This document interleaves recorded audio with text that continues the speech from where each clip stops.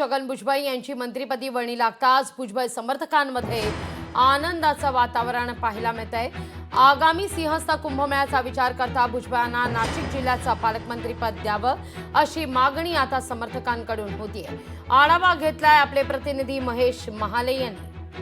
छगन भुजबळ यांची मंत्रिपदी वर्णी लागल्यानंतर खरं तर कार्यकर्त्यांमध्ये उत्साहाचं वातावरण आपल्याला या ठिकाणी बघायला मिळतं। या ठिकाणी जर बघितलं तर भुजबळ फार्म परिसरामध्ये कार्यकर्त्यांचा उत्साह आणि आनंद या ठिकाणी दिसून येतोय। खरं तर एकमेकांना पेढे भरवमध्ये जल्लोषात त्यांच्या मंत्रिपदी वर्णी लागल्याचं जे स्वागत आहे ते केलं जाते। आपल्यासोबत काही भुजबळ समर्थक आहे, आपण त्यांना विचारू। भाऊ, काय सांगणार? खरं तर साहेबांची मंत्रिपदी वर्णी लागलेली आहे, काय पहिल्या भावना आहे?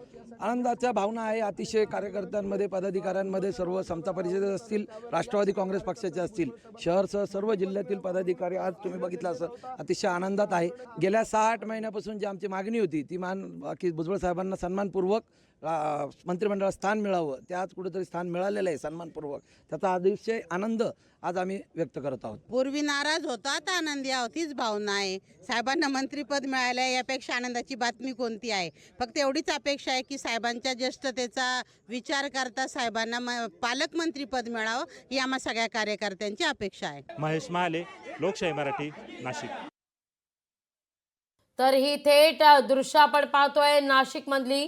ढोल ताशा वाजवत राष्ट्रवादी काँग्रेसच्या कार्यालयाबाहेर भुजबळांना मंत्रिपद मिळताच आनंद व्यक्त केला जातोय। तर अगदी थोड्याच वेळात छगन भुजबळ माध्यमांशी संवादही साधणार आहेत।